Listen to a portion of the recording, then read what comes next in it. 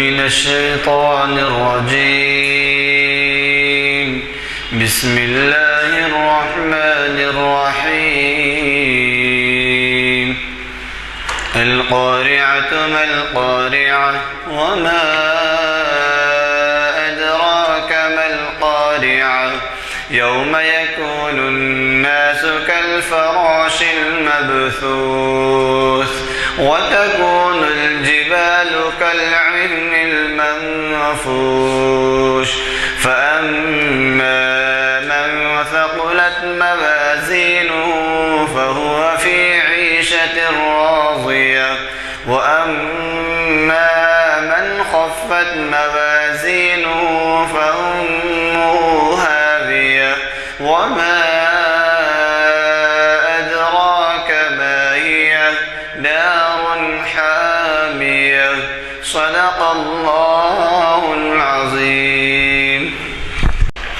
حضرات، جیسا کہ آپ واقف ہیں، ہماری کل کی تاریخ آج مغرب کے بعد سے شروع ہو جاتی ہے. اللہ مبارک کرے آپ لوگوں کو عید میلاد. کل کے بارے میں تو آپ کیا بتائیں، بڑے بڑے جلسے ہیں. خود نظام کالج میں ایک جلسہ ہے تعمیر ملت کا جو ہر سال منعقد ہوتا ہے اور 9 بجے سے اس کا آغاز ہے. آپ اخباروں میں بھی پڑھے ہوں گے، ان کے اعلانات ہیں اور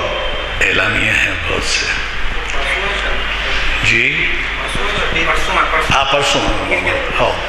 پرسوں ہے. خیر، آپ کو ایڈوانس عید کی مبارکباد تو دے دیا ہوں. پیر کے دن ہے، صحیح ہو گیا. تو بہرحال آپ سے گزارش یہ تھی کہ ہم کیا کیے ہیں، یہ پرچے چھپائے ہیں اعلامیے، اور آپ سے گزارش ہے کہ آپ کل پرسوں جب بھی ہو ایک 10-10 20-20 لے کر جائیں اور یہ جو ہے آپ حوالے کریں کل، تاکہ وہ پرسوں پروگرام کے بارے میں بھی معلوم ہو آپ کو، یعنی لوگوں کو. اور پھر ایسے لوگ جو خصوصاً ایسے موقعوں کے اوپر جو دینی اہمیت کے ہوتے ہیں، راغب ہوتے ہیں کچھ دینی معلومات کے لیے، تو یہ آپ کے اعلامیہ آپ کی ایک طریقے سے تبلیغ کا کام کریں گے. تو مجھے قوی توقع ہے کہ آپ اس جانب توجہ فرمائیں گے. پیر کے دن 9 بجے نظام کالج میں ہے جلسہ، اور اسی طریقے سے یوم صحابہ پرانے شہر میں ہے، وہ بھی پروگرام میں ہے داخل. حضرات، آج ہمارے درمیان آپ کے جانے پہچانے مقرر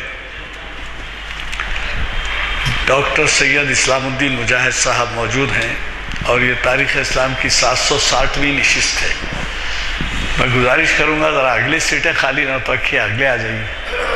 کیونکہ مقرر صاحبین کو بھی ذرا خیال ہوتا تو اگلی سیٹیں خالی رہنے سے جوش جذبہ کم آتا ہے.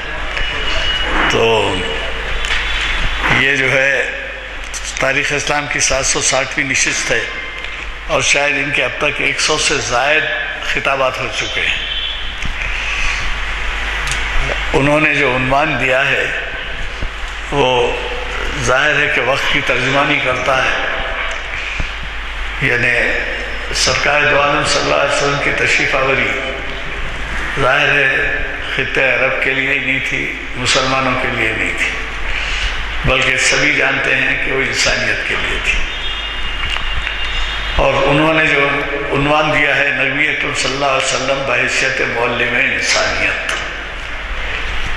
مجھے قوی توقع ہے کہ ہر ان کے لیکچر کی طرح آج بھی وہ ہمیں بہت استفادے کا موقع دیں گے. آپ سے ایک چیز اور عرض کر دوں کہ ہماری پیر کی نشست ملتوی ہے. پیر کی نشست اس طرح ملتوی ہے کہ اس دن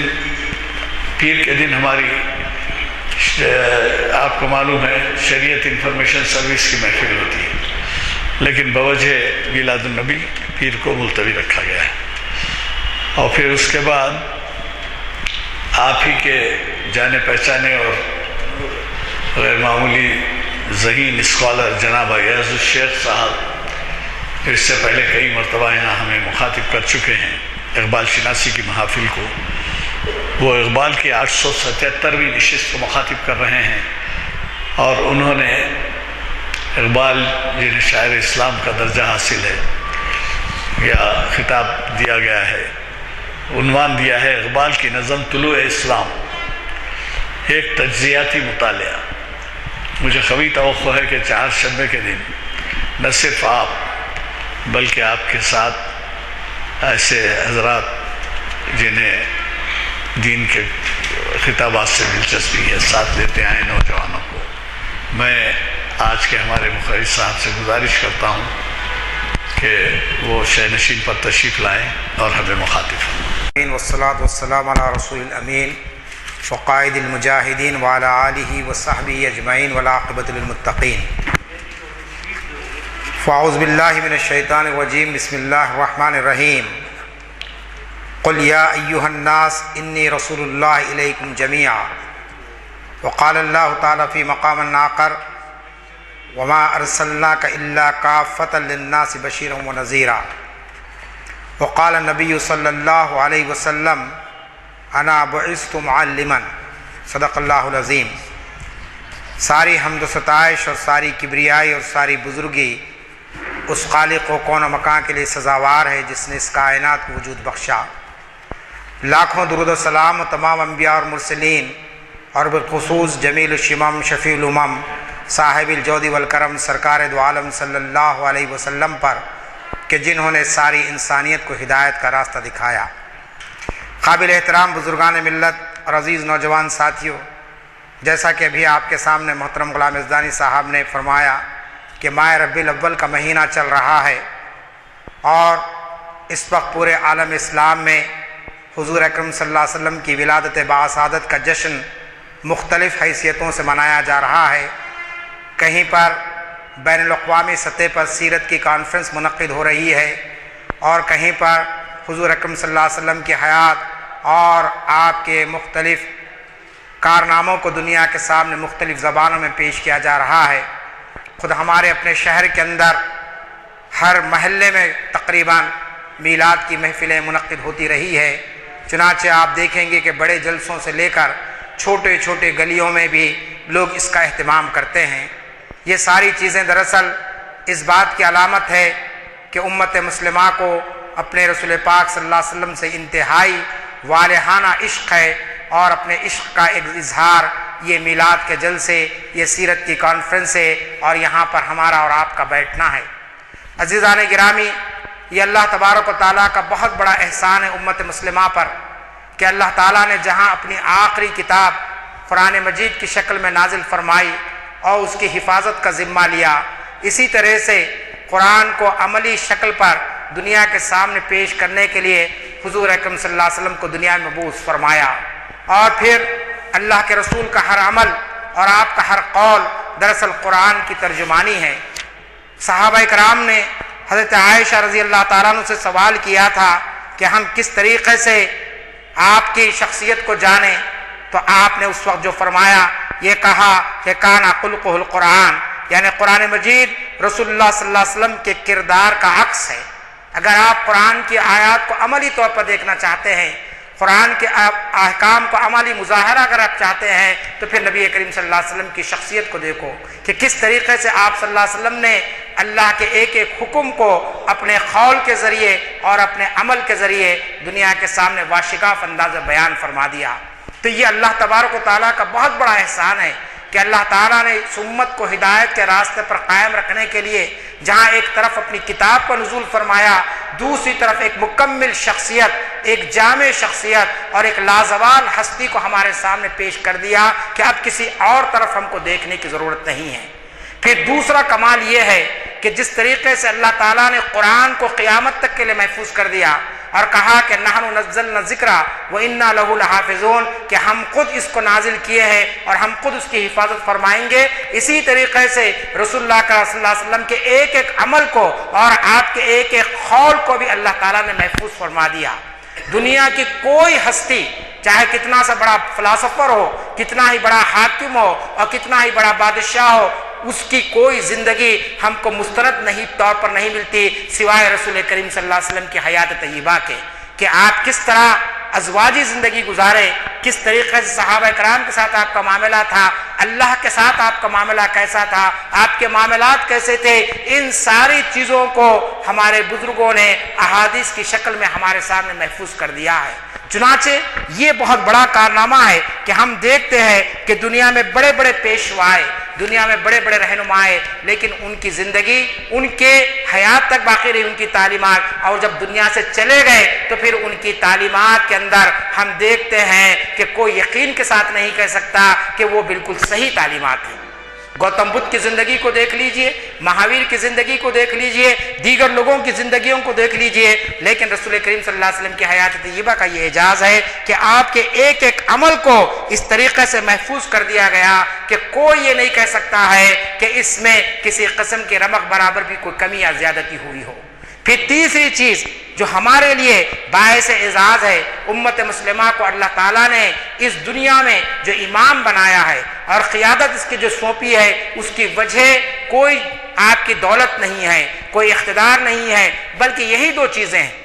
یعنی ایک طرف اللہ کی کتاب اور دوسری طرف رسول کریم صلی اللہ علیہ وسلم کی حیات طیبہ۔ اس کی بنیاد پر یہ امت اس طریقے سے متحد آپ کو نظر آتی ہے۔ چنانچہ رسول کریم صلی اللہ علیہ وسلم جب دنیا سے رخصت فرما رہے تھے اور آپ نے جو دوسرا آخری جو خطبہ دیا، جس کو تاریخ میں ہم حجۃ الوداع کے نام سے جانتے ہیں، اس کے اندر آپ نے کیا فرمایا کہ ترکت فیکم ثقلین، کہ اے لوگوں میں تمہارے درمیان میں دو چیزیں چھوڑ کر جا رہا ہوں، ایک کتاب اللہ و سنتی، ایک اللہ کی کتاب اور دوسری میری سنت، میرا عمل۔ اگر ان دو چیزوں کو تم پکڑے رہو گے تو تم کبھی گمراہ نہیں ہوگے۔ چنانچہ 14 صدیاں گزر گئی، آپ جانتے ہیں کہ افریقہ کا مسلمان ہو کہ یورپ کا مسلمان، ایشیا کا مسلمان ہو کہ آسٹریلیا کا مسلمان، سب کا قرآن ایک ہے، سب کی نماز ایک جیسی ہے، سب کے روزے ایک جیسے ہیں، سب ایک مقام پر حج کرتے ہیں۔ یہ اس بات کا ثبوت ہے کہ اللہ تعالیٰ نے اپنی کتاب کے ذریعے اور رسول کے اسوے کے ذریعے قیامت تک کے لیے اس امت کو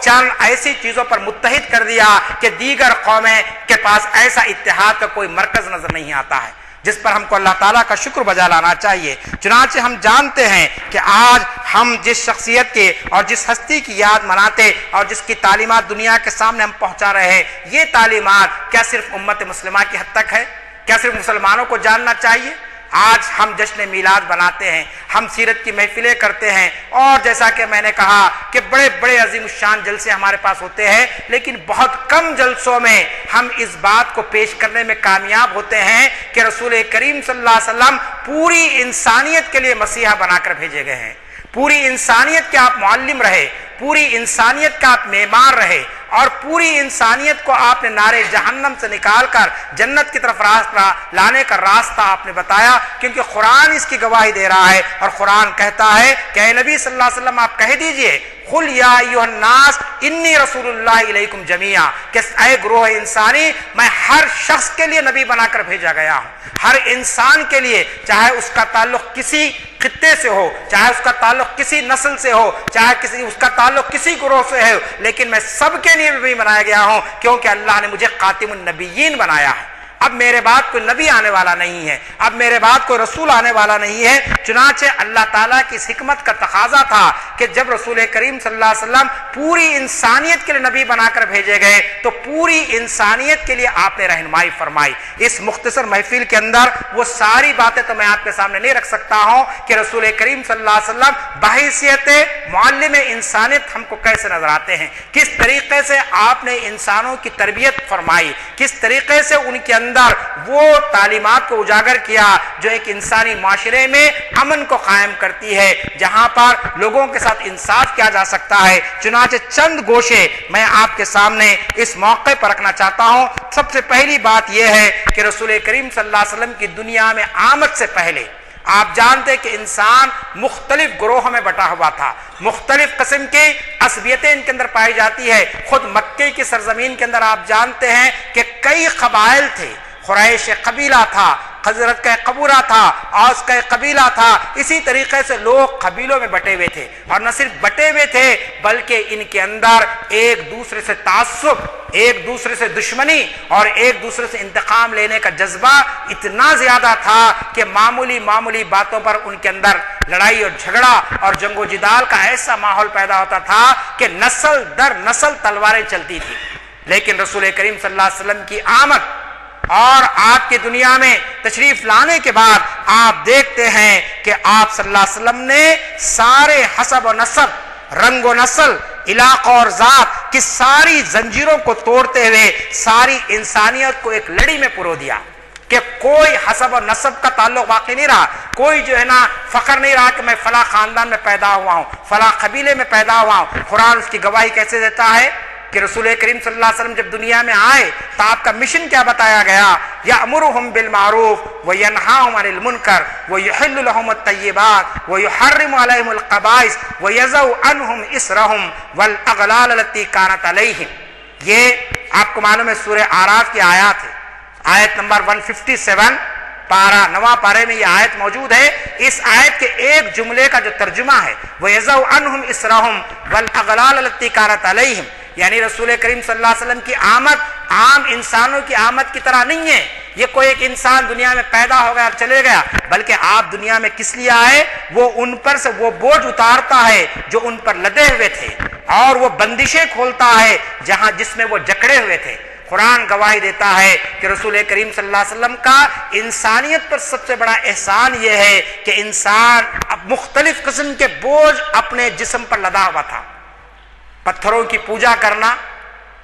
یعنی فطرت کی چیزوں پر یقین کر لینا، اس پر ایمان لا لینا، یہ سب سے بڑا بوجھ تھا۔ شرک کی ایسی گمراہی میں انسان بسا ہوا تھا کہ ہر چیز جو اسے نقصان پہنچاتی تھی وہ بھی خدا بن گئی تھی، اور جو چیز اسے نفع پہنچاتی انسان اس کو بھی خدا ماننے لگا تھا۔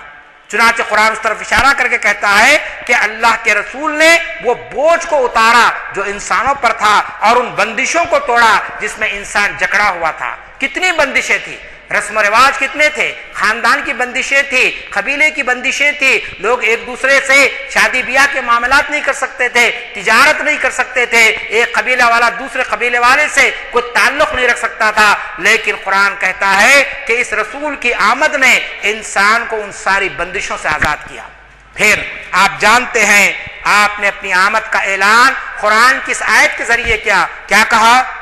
یا ایھا الناس انا خلقناکم من ذکر و انثی وجعلناکم شعوبا وقبائل لتعارفوا، کہ اے گروہ انسانی، ہم نے جس رسول کو بھیجا، یہ رسول تم کو کس بات کی تعلیم دیتا ہے؟ اس بات کی تعلیم دیتا ہے کہ تم سب ایک ہیں،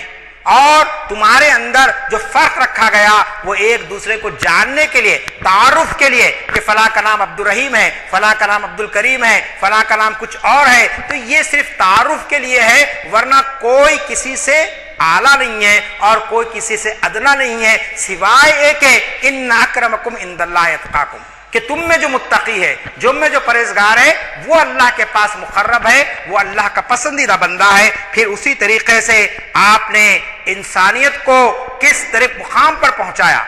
کہ لوگ رنگ کی بنیاد پر امتیاز کرتے تھے، حسب و نسب کی بنیاد پر امتیاز کرتے تھے۔ کوئی گورا چٹا اگر انسان ہے، خوبصورت انسان ہے، تو اس کے بازو کوئی حبشی نہیں بیٹھ سکتا تھا، کوئی کالا انسان نہیں بیٹھ سکتا تھا اس کے پاس۔ کوئی قبیلے کا اعلیٰ قبیلے کا انسان ہے تو کوئی چھوٹے قبیلے کا آدمی اس کے ساتھ دوستی نہیں کر سکتا تھا۔ اللہ کے رسول نے حجۃ الوداع کے موقع پر کیا تاریخی جملے فرمائے جو اس بات کی طرف اشارہ کرتے ہیں کہ کس طریقے سے آپ نے پوری انسانیت کو لا کر ایک لڑی میں جوڑا۔ آپ نے فرمایا کہ بے شک لوگوں تمہارا رب ایک ہے اور بے شک تمہارا باپ ایک ہے، ہاں عربی کو اجمی پر، اجمی کو عربی پر، سرخ کو سیاہ پر، سیاہ کو سرخ پر کوئی فضیلت نہیں مگر تقوی کے سوا۔ یہ حجۃ الوداع کا وہ تاریخی جملہ ہے جس کو اقوام متحدہ نے اپنے چارٹر میں شامل کیا ہے۔ آج اتفاق سے 10 دسمبر ہے، اور 10 دسمبر کو پوری دنیا میں انٹرنیشنل ہیومن ڈے منایا جاتا ہے، بین الاقوامی دن منایا جاتا ہے انسانی حقوق کا، اور ایک چارٹر بنایا گیا ہے 1948 میں جس کو اقوام متحدہ نے منظور کیا۔ 1948 سے لے کر اب تک یہ دن ہر دسمبر کو یوم انسانی حقوق کے طور پر عالمی سطح پر منایا جاتا ہے۔ لیکن اگر آپ ہیومن رائٹس کے اس چارٹر کو پڑھیں گے تو پورا کا پورا چارٹر رسول کریم صلی اللہ علیہ وسلم کے خطبہ حجۃ الوداع کا چربا ہے۔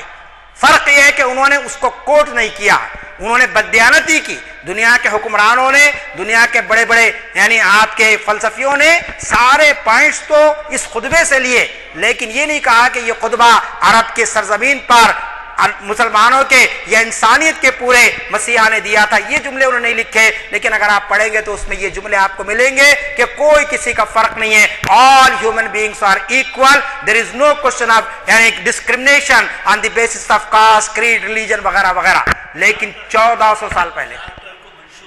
چارٹر انسانی حقوق کا جو چارٹ ہے, منشور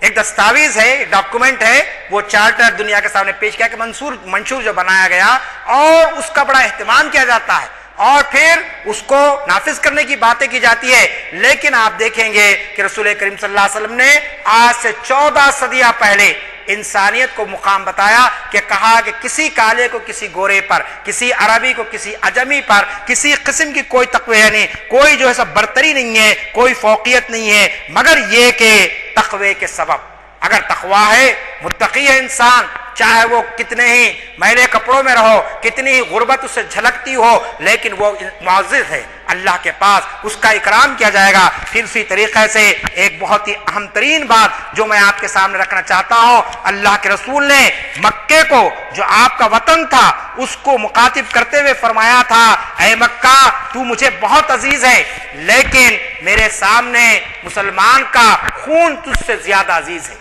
ایک بے گناہ کا خون میرے لیے عزیز ہے. کیوں؟ اس لیے کہ وہ انسانی جان ہے, اس کے اپنے جذبات ہیں, اس کے اپنے احساسات ہیں. اس طریقے سے آپ دیکھتے ہیں کہ رسول کریم صلی اللہ علیہ وسلم نے یہ جو انسانیت کا پیغام ہم کو دیا ہے اس کے اندر سے 2-4 باتیں میں آپ کے سامنے رکھنا چاہتا ہوں. کہ سب سے پہلی بات یہ ہے کہ کس طریقے سے آپ نے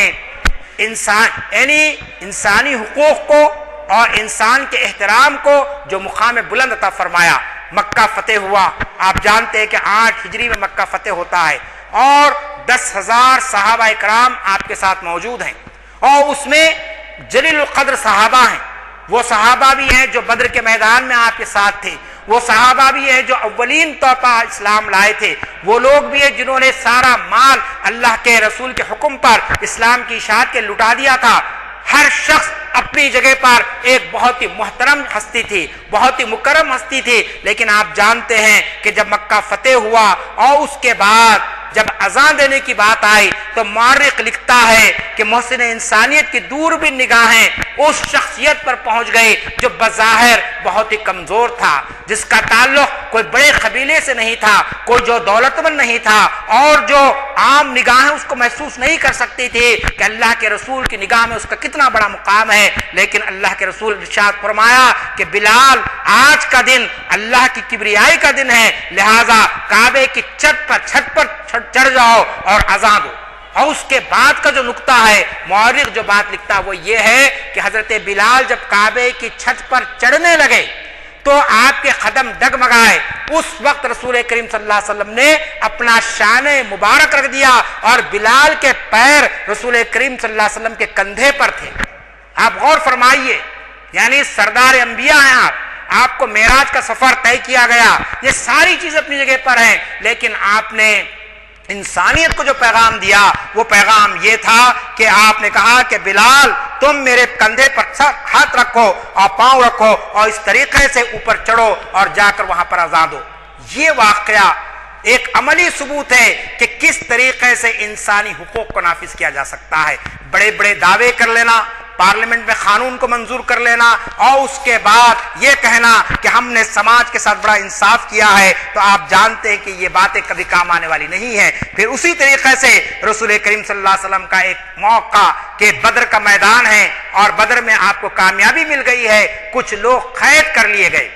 وہ لوگ جنہوں نے اسلام کے خلاف میں تلوار اٹھائی تھی, وہ لوگ جو اسلام کو ختم کر دینا چاہتے تھے, ایسے لوگوں کو قید کر لیا گیا تھا. آپ جانتے ہیں کہ قیدی کے ساتھ کس قسم کا سلوک کیا جاتا ہے, اس کو زنجیریں باندھی جاتی ہے, اس کو مارا اور پیٹا جاتا ہے. لیکن بدر کے میدان میں جن لوگوں کو قید کیا گیا تھا ان کے تعلق سے مورخ لکھتا ہے کہ رسول کریم صلی اللہ علیہ وسلم کی بے چینی کا یہ عالم تھا کہ آپ رات بھر سو نہ سکے اور رات کی تاریکی میں جا کر ان قیدیوں کی بندنوں کو آپ نے ڈھیلا کر دیا. یہ ایک ایسا شخص جس کے مشن کو ختم کرنے کے لوگ آئے تھے، جس کی دعوت کو ختم کرنے کے لوگ آئے تھے، ان کے ساتھ اس قسم کا معاملہ کیا گیا، تو معلوم یہ ہوتا ہے کہ اگر کوئی شخص آپ کے زیر اثر آ جائے، اگر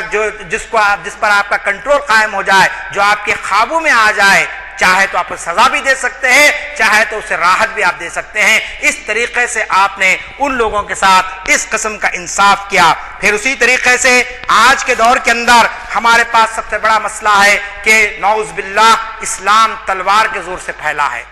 جہاں جہاں اسلام گیا وہاں پر تلواریں چمکائی گئی ہے اور لوگوں کی گردنوں کو کاٹ دیا گیا ہے اور زمین جو سکون سے لالازار کر دی گئی ہے۔ لیکن اگر آپ تاریخ اسلام کا مطالعہ کریں گے تو آپ کو معلوم ہوتا ہے کہ رسول کریم صلی اللہ علیہ وسلم کی دور رسالت میں جو مکمل جنگی مہمات ہوئی وہ 88 ہے، 88 مہمات ہوئی ہے، اور ان 88 مہمات میں بھی سب میں رسول کریم صلی اللہ علیہ وسلم شریک نہیں ہوئے، بلکہ ان کی تعداد صرف 27 ہے۔ 27 غزوات میں رسول کریم صلی اللہ علیہ وسلم بذات نفس شریک ہوئے ہیں۔ تاریخ اسلام میں دو اصطلاحات استعمال کی جاتی ہے، ایک غزوات ہے اور دوسرے سرائے ہیں۔ سرائے اس کو کہتے ہیں جس میں رسول کریم صلی اللہ علیہ وسلم نے اسلامی لشکر کو بھیجا لیکن آپ خود اس میں تشریف نہیں لے گئے، اور سرائے میں ہوا یہ کہ بعض جگہ پر جنگ کی نوبت آئی اور بعض جگہ تلوار اٹھانے کی نوبت نہیں آئی، بلکہ وہاں پر امن خود بخود قائم ہو گیا۔ تو سرائے وہ ہیں جس میں رسول کریم صلی اللہ علیہ وسلم شریک نہیں ہوئے، اور غزوات وہ ہیں جس میں رسول کریم صلی اللہ علیہ وسلم بذات نفس خود شریک ہوئے ہیں۔ چنانچہ 88 مہمات میں سے 27 مہمات ایسی ہے جو غزوات کہلاتی ہیں، جس میں رسول کریم صلی اللہ علیہ وسلم نے باضابطہ جہیز و فوجی لباس پہنا اور آپ میدان جنگ میں تشریف لے گئے۔ چنانچہ آپ دیکھتے ہیں ان میں بھی 9 غزوات ایسے رہے کہ جس میں رسول کریم صلی اللہ علیہ وسلم کو بھی شمشیر اٹھانے کی نوبت نہ آئی، ہتھیار استعمال کرنے کی نوبت نہیں آئی۔ اور پھر آپ دیکھتے ہیں کہ یہ جو 88 مہمات ہوئی ہے، ڈاکٹر حمید اللہ صاحب جن کا تعلق حیدرآباد سے رہا ہے، جامعہ نظامیہ کی فارغ رہے، عثمانیہ یونیورسٹی میں پروفیسر رہے، اور اس کے بعد یہ چلے گئے پولیس ایکشن کے بعد فرانس میں، انہوں نے اپنا وہاں پر وہ مستقل رہے، لاکھوں لوگ ان کے ہاتھ پر اسلام قبول کیے۔ ان کی بڑی اہم کتابیں ہیں تاریخ رسول کریم صلی اللہ علیہ وسلم کی سیرت کے تعلق سے اور خاص طور پر جنگی مہمات کے تعلق سے۔ چنانچہ میں انہی کو کوٹ کیا ہوں یہاں پر کہ ان کے مطابق یہ ہے کہ نبی کریم صلی اللہ علیہ وسلم کی 10 سالہ حیات میں جو 88 مہمات ہوئی ہے، ان میں مسلم شہداء اور دشمن مقتولون کی کل تعداد 255 اور 759 ہے۔ آپ اندازہ لگائیے کہ مسلم یعنی صحابہ کرام کی جو شہادت ہوئی ہے وہ 255 ہے، اور جو کافر مارے گئے، مشرک جو مارے گئے، وہ 759 کے قریب ہے۔ تو اس طریقے سے آپ دیکھ رہے ہیں 1000 سے بھی کم افراد اس پورے 23 سالہ دور میں، مکے کی 13 سالہ زندگی اور مدینے کی 10 سالہ زندگی، اور اس میں بڑے بڑے غزوات ہوئے، جنگ بدر ہوئی، جنگ احد ہوئی، پھر احزاب ہوئی، اور حنین ہوئی، اس کے بعد تبوک ہوئی، اس کے بعد فتح مکہ ہوئی۔ آپ دیکھیں گے کہ ایسا نہیں ہے کہ جنگیں نہیں ہوئی ہیں، جنگیں ہوئی ہیں، لیکن انسانی جان کا جو کم سے کم نقصان ہوا ہے آپ تصور کر سکتے ہیں۔ آج اگر ایک ٹرین کا حادثہ ہوتا ہے، اگر آج ایک پلین گرتا ہے تو 200-400 لوگ آسانی سے چلے جاتے ہیں۔ ایک فساد ہو جاتا ہے، ہزاروں لوگ مارے جاتے ہیں۔ ہندوستان کی آزادی کے بعد سے آپ جانتے ہیں کتنے لوگ مارے گئے فسادات کے نام پر، لیکن رسول کریم صلی اللہ علیہ وسلم کی حیات طیبہ کا یہ اعجاز دیکھیے کہ بہت ہی کم انسانی نقصان کے ساتھ آپ نے اس انقلاب کو برپا کیا، جو انقلاب آج آپ اپنی آنکھوں سے دیکھ رہے ہیں کہ ایک مکے سے ایک صدا اٹھی اور آج پورے جزیرۃ عرب نہیں بلکہ پوری دنیا کے اندر اس کی گونج گونجی، اور آج مذہب اسلام ایک مضبوط اور ایک طاقتور مذہب کی حیثیت سے ہمارے سامنے نظر آتا ہے۔ تو یہ دراصل کوئی جنگ کی وجہ سے نہیں ہوا، کوئی تلوار اٹھانے کی وجہ سے نہیں ہوا، بلکہ ایک مورخ لکھتا ہے کہ نبی کریم صلی اللہ علیہ وسلم کا مقصد کرۂ ارض کو لالازار کرنا نہیں تھا، بلکہ انسانیت کو اس کا اعلیٰ مقام عطا کرنا تھا۔ اور مقام کیا تھا؟ آپ کے اندر کسی فاتح کے بجائے جو غیظ و غضب کا مظہر ہوتا ہے، ایک معلم کسی ہمدردی اور خیرخواہی تھی۔ ایک ٹیچر جو ہوتا ہے وہ اپنے بچے سے، چاہے بچہ کتنا ہی لڑکھڑ ہو، کتنا ہی تعلیم سے دور بھاگنا چاہتا ہو، لیکن ایک سچا استاد، ایک سچا معلم وہ ہوتا ہے کہ جو غیظ و غضب کیے بغیر بچے کو تعلیم کی طرف راغب کرے، بچے کے اندر تعلیم سے دلچسپی پیدا کرے، اس کے اخلاق اور کردار کو سدھارے۔ ماں باپ ان کی اولاد بعض مرتبہ بہت ستاتی ہے، بہت پریشان کرتی ہے، لیکن اس کے باوجود جن ماں باپ کو اپنی اولاد سے حقیقی محبت ہوتی ہے، جو واقعی یہ چاہتے ہیں کہ اپنی اولاد کو صحیح راستے پر لائے، تو وہ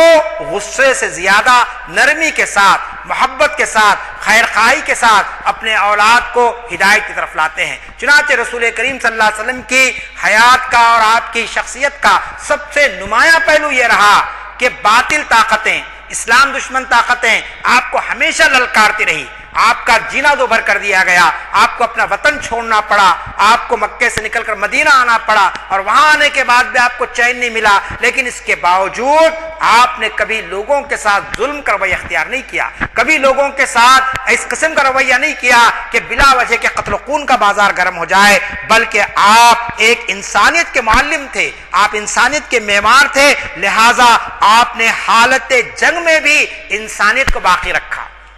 نبی کریم صلی اللہ علیہ وسلم کے جنگی اصول کو آپ پڑھیے، آپ نے کئی ہدایات دی، ایز کے ایک فوجی جنرل کی حیثیت سے آپ نے کہا کہ کسی معذور پر تلوار نہ اٹھائی جائے، ان لوگوں پر تلوار نہ اٹھائی جائے جو ہماری مخالفت نہ آئے، عورتوں کو ستایا نہ جائے، بچوں پر حملہ نہ کیا جائے، حتیٰ کہ درختوں کو تک نہ کاٹا جائے۔ جنگ کا ماحول ہے، ایسے وقت رسول کریم صلی اللہ علیہ وسلم نے ہدایت فرمائی۔ چنانچہ جنگ بدر کے موقع پر جبکہ آپ جانتے کہ 1000 کا لشکر آپ کے سامنے تھا دو بدو، اور آپ کے ساتھ 313 مجاہدین تھے، لیکن اس کے باوجود آپ نے کہا کہ ہم کسی زمین پر قبضہ کرنے کے لیے یا کسی انسانوں پر قبضہ کرنے کے لیے یہ معرکہ طے نہیں کر رہے، لہذا کہیں پر بھی اس قسم کا معاملہ نہ ہو کہ ہمارا آپ یعنی یہ کیا کہیں گے آپ اس کو کہ ہمارے وسوسے یا ہماری نفسانی خواہشات غالب آ جائے۔ ہم جو کچھ کر رہے ہیں وہ اللہ کے لیے کر رہے ہیں، اور اللہ تعالیٰ ہماری حفاظت کا بندوبست فرمائے گا۔ چنانچہ آپ دیکھتے ہیں کہ ان تلخیات کے نتیجے میں اسلامی تاریخ میں جو بھی جنگیں ہوئی ہے، جو بھی غزوات ہوئی ہے، اس کے اندر کبھی آپ کو ایسا نہیں ملے گا کہ کوئی جو ہے نا ایسی حرکت کی گئی ہو جس سے انسانیت شرمسار ہو۔ چنانچہ آپ نے کہا جو ہدایات دی ان میں کیا تھا؟ اللہ کے نام پر اللہ کی راہ میں لڑو، یعنی اللہ پر یقین رکھو، اللہ پر بھروسہ رکھو، وہ تم کو کامیابی دے گا۔ زیادتی نہ کرو، بچے بوڑھے عورتوں پر حملہ نہ کرو، درختوں کو نہ کاٹو، یہ تعلیمات آپ نے اس طریقے سے دی ہے۔ پھر اسی طریقے سے انسانیت کے معمار آپ کس طریقے سے کہلائے؟ کیوں آپ کو معلم انسانیت کہا جاتا ہے؟ اس لیے کہ معاشرے میں کچھ ایسے بھی لوگ ہوتے ہیں جن پر عام لوگوں کی توجہ نہیں جاتی ہے، حکومتوں کی توجہ نہیں جاتی۔ آج آپ دیکھ رہے کہ حکومت کے ایک فیصلہ، جو بھی فیصلہ ہے، بہرحال اس کے جو خطرناک نتائج ہمارے سامنے آئے کہ غریب کس طریقے سے پریشان ہو رہے ہیں، 2 وقت کا کھانا کے لیے ان کو جو ہے سو یعنی مل نہیں رہا ہے، ان کے پاس اتنے پیسے نہیں ہے کہ اس کا انتظام کر سکے۔ لیکن آپ رسول کریم صلی اللہ علیہ وسلم کی حیات طیبہ کو دیکھیں گے تو آپ نے ان لوگوں کے لیے بھی رہنمائی فرمائی، اور ان کے لیے بھی آپ نے اپنا وقت صرف کیا جو معاشرے میں انتہائی کمزور تھے، جن کا معاشرے میں کوئی مقام نہیں تھا۔ مثلا غلام ہے، غلام کی کیا حیثیت ہوتی ہے؟ آج کے معاشرے کے اندر بھی جن کے پاس دین کا شعور نہیں ہوتا ہے، وہ کیا کہتے ہیں کہ صاحب پیسے دے دیے، ہم کام لے رہے ہیں، ہم کو کوئی تعلق نہیں کہ اس کی صحت کیسی ہے، وہ کام کر سکتا ہے یا نہیں کر سکتا ہے، وہ بھوکا ہے یا پیاسا ہے، ہم پیسے دے رہے ہیں اور ہم کام لیں گے۔ کس طریقے سے انسانی خون کو نچوڑ لیا جاتا ہے۔ لیکن رسول کریم صلی اللہ علیہ وسلم نے کیا فرمایا غلاموں کے تعلق سے؟ جبکہ اس وقت عرب میں غلامی عام تھی، ہر گھر میں لوگ غلام رکھتے تھے اور وہ اعزاز سمجھا جاتا تھا۔ آپ صلی اللہ علیہ وسلم نے فرمایا کہ غلاموں کی آزادی کے لیے زکوٰۃ کا مال صرف کرو، اور آپ نے غلاموں کے ساتھ حسن سلوک برتنے کا حکم دیتے ہوئے فرمایا کہ دن میں 70 بار غلام کو معاف کرو، غلام کو 70 بار معاف کرو۔ اللہ کی یاد کرنا، اللہ کا ذکر کرنا ایک الگ ہے، لیکن غلام اگر غلطی کر دے تو 70 بار بھی اگر غلطی کرے گا تو اس کو معاف کرو۔ یہ حکم اللہ کے رسول نے انسان کو دیا، وہی تو نتیجہ تھا کہ جو غلام آپ کے پاس آئے تھے، ایک بچے تھے حضرت زید بن حارثہ، آپ نے تاریخ میں ان کا واقعہ سنا ہوگا کہ وہ غلام تھے، اللہ کے رسول کے پاس تھے، آپ کی خدمت کے لیے تھے، اور جب ان کے والدین کو معلوم ہوا کہ زید مکے میں محمد ابن عبداللہ کے پاس ہے، آئے ان کے باپ اور چچا، کہا کہ بیٹے ہم نے تم کو بہت تلاش کیا، تم نہیں ملے ہم کو پتہ مل گیا، ہم یہاں پر آ گئے ہیں، چلو اپنے گھر چلو۔ اس وقت حضرت زید نے کیا کہا؟ حضرت زید نے کہا کہ اس سے بہترین گھر مجھے اور کوئی نہیں ہو سکتا، اس سے بہترین باپ میرے لیے اور کوئی نہیں ہو سکتے ہیں، اس سے بہترین سرپرست میرے لیے کوئی نہیں ہو سکتے ہیں۔ تو یہ کیا چیز تھی؟ یہ دراصل رسول کریم صلی اللہ علیہ وسلم کا حسن سلوک تھا حضرت زید کے ساتھ۔ اگر حضرت زید کے ساتھ آپ ظلم کا رویہ اختیار کرتے، ایک غلام سمجھ کر اپنا حکم چلاتے اور ان کے آرام و آسائش کا خیال نہ رکھتے، ان کی ضروریات کی تکمیل نہ کرتے، تو لازمی چیز ہے کہ حضرت سعید اپنے والد اور چچا کے سامنے آپ کی شکایتیں کرتے اور اس کے بعد نکل کر چلے جاتے، لیکن معاملہ اس کے بالکل برخلاف ہوا۔ یہ دراصل آپ کا حسن عمل تھا۔ چنانچہ پھر اسی طریقے سے آپ جانتے ہیں آج عورت کی آزادی کی بات کی جا رہی ہے، عورت کو حقوق دینے کی بات کی جا رہی ہے۔ آپ نے کل کا اخبار پڑھا، پرسوں کا ٹی وی آپ نے دیکھا کہ طلاق ثلاثہ کے معاملے میں الہ آباد ہائی کورٹ کا ایک ریمارک ہمارے سامنے آیا۔ گزشتہ 2-4 مہینے سے ایک مسئلہ چل رہا ہے، اس مسئلے کی کیا نزاکت ہے میں اس تفصیل میں نہیں جا رہا ہوں، لیکن میں آپ کو یہ بتانا چاہتا ہوں کہ آج دنیا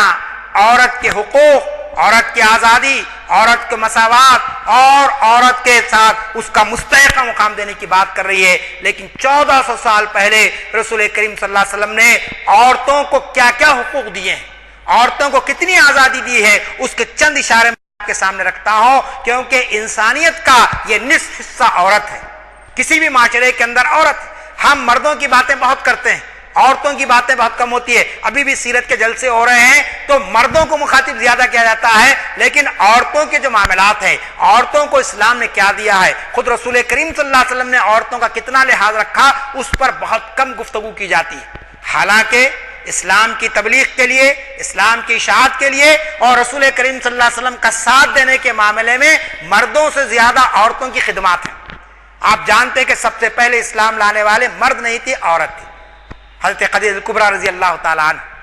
اسلام کے لیے قربانی دینے والے مرد نہیں تھے، عورت تھے، حضرت سمیہ رضی اللہ تعالیٰ عنہ۔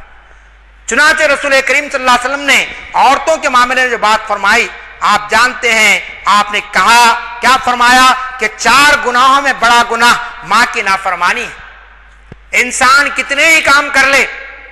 تہجد گزار بن جائے، اپنا مال پورا خرچ کر دے غربا میں، لیکن اس کی ماں اگر اس سے ناراض ہے یا ماں کی نافرمانی کر رہا ہے تو وہ ایک بہت بڑے گناہ میں مبتلا ہو رہا ہے۔ یہ اللہ کے رسول کا فرمایا۔ پھر آپ نے کس طریقے سے عورتوں کو کی آزادی کے لیے اور ان کے ساتھ انصاف کے لیے کس قسم کا رویہ اختیار کیا۔ آپ دیکھتے ہیں کہ دنیا کا کوئی مذہب عورت کو وہ وقار اور وہ مقام عطا نہیں کیا جو رسول کریم صلی اللہ علیہ وسلم کی دنیا میں تشریف لانے کے بعد عورت کو مقام ملا۔ آپ جانتے ہیں کہ مکے کے بعض قبائل میں یہ رواج تھا کہ لڑکیوں کو زندہ دفن کر دیا جاتا تھا، ہر قبیلہ نہیں کرتا تھا، چند قبائل یہ کام کرتے تھے۔ تو انسان درندگی کی اس مقام پر پہنچ گیا تھا، کوئی قبیلے کا سردار اپنے گھر میں داماد لانا پسند نہیں کرتا تھا، کوئی یہ تصور نہیں کر سکتا تھا کہ اس کی بیٹی کسی غیر گھر میں نکاح کر کے جائے، کیوں کہ داماد کی بات اس کو سننا پڑے گا، اس کے سامنے اس کے سر جھکانا پڑے گا، اس کے حکم کو ماننا پڑے گا۔ اس چیز کو کوئی قبیلے کا یعنی معزز شخص برداشت نہیں کرتا تھا۔ ایسے معاشرے کے اندر رسول کریم صلی اللہ علیہ وسلم نے عورت کو ایک انسانی وقار عطا فرمایا اور اس کی عزت، اس کی حرمت اور اس کے موقف کو اس طریقے سے واضح کیا کہ عورت کو اپنی شادی کے معاملے میں بھی اپنی رائے دینے کا حق دیا ہے۔ نکاح کی محفل جم گئی، خواجہ صاحب آ گئے، خطبہ نکاح پڑھ دیا گیا، سب کچھ ہو گیا، مہر طے ہو گیا، لیکن جا کے پوچھنے کے بعد اگر لڑکی کہہ دے کہ مجھے نکاح منظور نہیں ہے تو یہ سارا اہتمام ختم۔ لڑکی کی رائے اور اس کی منظوری لازمی، اس کے بغیر کوئی جو ہے نا آگے نہیں بڑھ سکتا ہے۔ اتنا بڑا موقع آپ نے عنایت فرمایا۔ پھر اس کے بعد عورت کی ہر حیثیت کو، بیٹی ہے، آپ صلی اللہ علیہ وسلم نے فرمایا کہ کسی شخص کو اگر 3 بیٹیاں ہوئی ہیں، ایک بھی کہا، 2 بھی کہی، 3 بھی کہا آپ نے، اور صحابہ نے اس سے آگے بھی پوچھا، کہا کہ جس نے اپنی بیٹیوں کی تربیت اچھے انداز میں کی اور ایک اچھے گھر میں اس کا نکاح کر دیا تو وہ اور میں جنت میں اس طریقے سے رہیں گے، انگلیوں کا اشارہ کر کے کہا کہ اس طریقے سے ہم ملے ہوئے رہیں گے وہاں پر۔ جتنا بڑا مقام اولاد کی تربیت کے معاملے میں، بیٹیوں کی تربیت کے معاملے میں اللہ کے رسول نے انسانوں کو دیا۔ وہ معاشرے میں جہاں پر عورت کو جلا دیا جاتا تھا، آج مادر رحم میں ہم دیکھ رہے ہیں کہ نسل کشی ہو رہی ہے، کہ اگر معلوم ہو جائے کہ لڑکی ہے تو اس کا حمل گرا دیا جا رہا ہے، اور پھر پیدا ہو رہی ہے تو کوئی خوشی کا اظہار نہیں کیا جا رہا ہے۔ اس کی تعلیم کے معاملے میں، اس کی تربیت کے معاملے میں خود امت مسلمہ کا بھی بڑا معاملہ عجیب و غریب ہے۔ لڑکا ہے انجینئر بنائیں گے، امریکہ بھیجیں گے، اور لڑکی ہے تو بس بھائی دینی تعلیم پڑھ لو، کچھ قرآن پڑھ لو اور کچھ فلاں پڑھ لو اور گھر میں رہ جاؤ۔ اسلام نے اس کی تعلیم نہیں دی۔ اسلام نے یہ کہا کہ لڑکی کی تربیت صحیح انداز میں کرو، کالج میں بھی پڑھاؤ، اس کو بہترین قسم کی ڈاکٹر بناؤ، بہترین قسم کی انجینئر بناؤ، اور بہترین قسم کا اس کو قرآن سکھاؤ، اور یہ سب چیزیں کرتے ہوئے اس کی صحیح انداز میں تربیت کرو۔ تو تربیت کا ذریعہ کیا ہے کہ اللہ کا خوف، اللہ کا تقوی اس کے اندر پیدا کرو، اور وہ اللہ کا خوف کا پیدا ہوتا ہے جب ہم صحیح رہیں گے۔ والدین اگر صحیح ہوں گے تو خود بخود اولاد میں اس کی پرچھائیاں آتی جائیں گی۔ چنانچہ آپ جانتے ہیں کہ رسول کریم صلی اللہ علیہ وسلم نے بیٹی کو تحفظ دیا، اس کی بہتر نشو و نما اور اسے میراث کا حق عطا کیا۔ آپ جانتے ہیں کہ کس طریقے سے ان کے حقوق کا تحفظ کیا گیا۔ پھر اس کے بعد رسول کریم صلی اللہ علیہ وسلم نے اس موقع پر جبکہ صحابہ کی ایک بڑی جماعت آپ کے سامنے موجود تھی، پوری انسانیت کو جو چھٹ رہے تھے لوگ، ان سب کے تعلق سے آپ نے فرمایا جو ہمارے چھوٹوں پر شفقت نہ کرے اور ہمارے بڑوں کا ادب نہ کرے وہ ہم میں سے نہیں ہے۔ حجۃ الوداع کے موقع پر یہ جملے آپ نے کہے، حالانکہ بظاہر یہ عام جملے ہیں جو ہم اپنی زبان سے دہراتے ہیں اپنے بچوں کے لیے کہ بھئی چھوٹے بچوں کے ساتھ شفقت کے ساتھ پیش آؤ، اپنے بچوں کو ہم کہتے ہیں کہ بڑوں کے ساتھ ادب سے، احترام سے پیش آؤ۔ لیکن رسول کریم صلی اللہ علیہ وسلم نے اس موقع پر جہاں پر سارے صحابہ کرام جمع تھے ان تک یہ بات پہنچا دی کہ وہ شخص ہم میں سے نہیں ہے جو چھوٹوں پر شفقت نہ کرے اور جو اپنے بڑوں کا احترام نہ کرے۔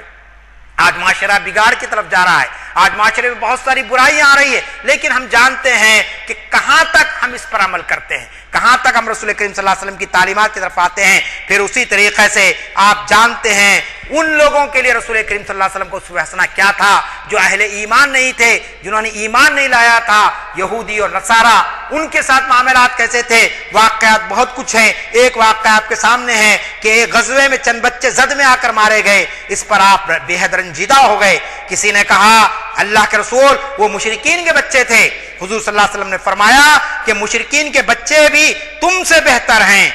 تم ان کو قتل نہ کرو کیونکہ یہ معصوم جانیں ہوتی ہیں۔ آپ غور فرمائیے، بچہ معصوم ہوتا ہے، اس کے باپ کے مذہب پہ وہ چل رہا ہے ایک الگ بات ہے، لیکن وہ قصوروار نہیں ہوتا ہے کہ اس پر ظلم کیا جائے۔ چنانچہ کہا کہ وہ بچے کو قتل نہ کرو کیونکہ ہر جان خدا کی فطرت پر پیدا ہوتی ہے، یعنی اللہ تعالیٰ اس کو کسی بھی موقع پر اس کو ہدایت کی طرف لا سکتا ہے، اس کو نیکی کی طرف لا سکتا ہے۔ میں آپ کو سامنے اور دو تین نکات رکھ کر اپنی گفتگو ختم کرنا چاہتا ہوں کہ رسول کریم صلی اللہ علیہ وسلم بحیثیت معلم انسانیت آپ کے جو کارنامے رہے وہ بے انتہا اہم ہے اور اس کی بڑی تفصیلات آپ کے سامنے آئیں گی، لیکن میں یہاں پر ایک بات آپ کے سامنے بتانا چاہتا ہوں کہ آپ کو معلم انسانیت کا جو درجہ دیا گیا،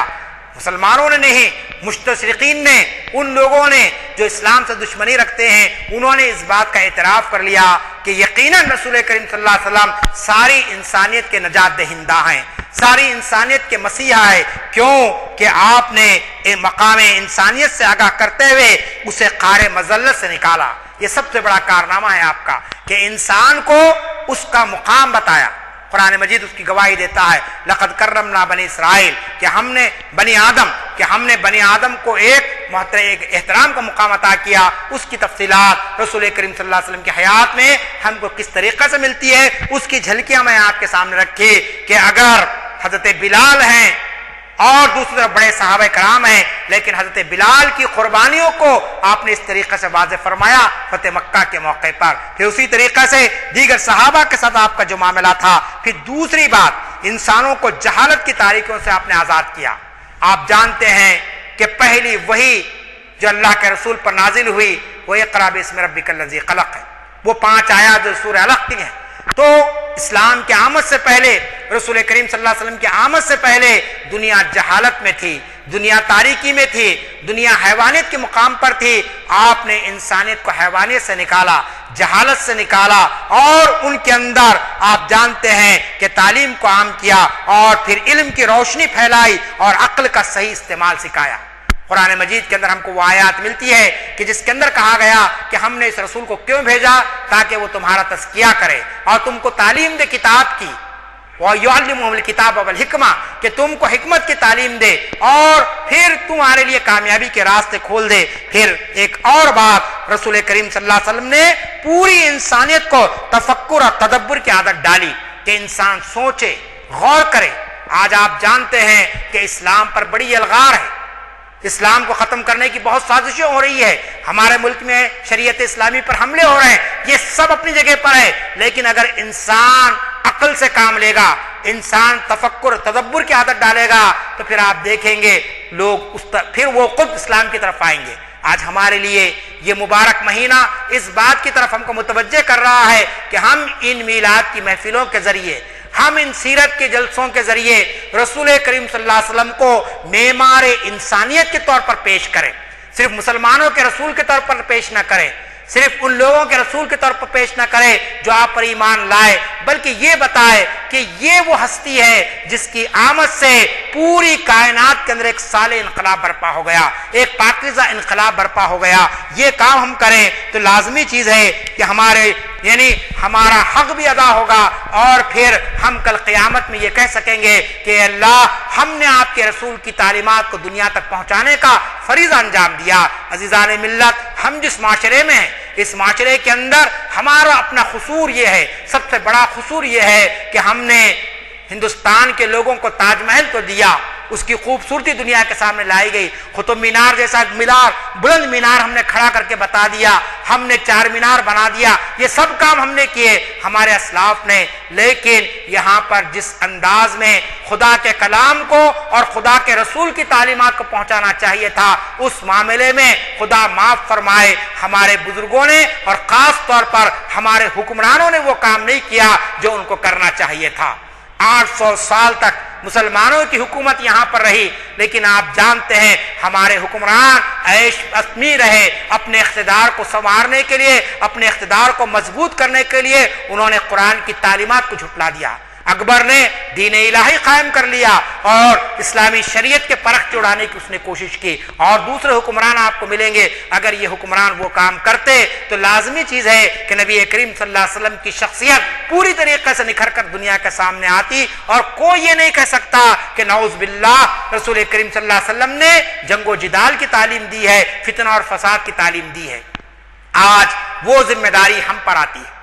قرآن کی ایک آیت پر میں اپنی گفتگو ختم کرتا ہوں، وَلْتَكُمْ مِنْكُمْ أُمَّةٌ يَدْعُونَ لِلْخَيْرِ وَيَأْمُرُونَ بِالْمَعْرُوفِ وَيَنْهَوْنَ عَنِ الْمُنكَرِ۔ اگر آپ یہ کہیں گے کہ بادشاہوں نے یہ کام نہیں کیا، حکمرانوں نے یہ کام نہیں کیا، جماعتوں نے یہ کام نہیں کیا، اداروں نے یہ کام نہیں کیا، ہم کیسے کریں گے؟ کل ہم اور آپ قیامت میں نہیں چھوٹیں گے، کیونکہ امت کا ایک گروہ ہر ایک پر ذمہ داری ہے کہ وہ دین کا کام کرے، جتنی اس کی استطاعت ہے، جتنی اس سے ہو سکتا ہے وہ کام کرے، تو پھر لازمی چیز ہے ہم کامیاب ہو سکیں گے، ورنہ اس قسم کے جلسے، اس قسم کے جلوس اور اس قسم کی محفلیں یہ تو ہوتی رہیں گی اور آئندہ بھی ہوتے رہیں گی، لیکن اس سے وہ مقصد حاصل نہیں ہوگا جو رسول کریم صلی اللہ علیہ وسلم چاہتے تھے کہ پوری انسانیت ایک جٹ ہو کر ایک راستے پر آ جائے، جو ہدایت کا راستہ ہے، جو کامیابی کا راستہ ہے، جو نجات کا راستہ ہے۔ یہ چند کلمات کہتے ہوئے میں علامہ اقبال کا یہ شعر دہرا دیتا ہوں کہ علامہ نے رسول کریم صلی اللہ علیہ وسلم سے محبت اور ہماری کامیابی کا جو معیار بنایا وہ یہ کہ کی محمد سے وفا تو نے تو ہم تیرے ہیں، کی محمد سے وفا تو نے تو ہم تیرے ہیں، یہ جہاں چیز کیا ہے لوح و قلم تیرے ہیں، رب اغفر وارحم وانت خیر الراحمین، وآخر دعوانا ان الحمد للہ رب العالمین۔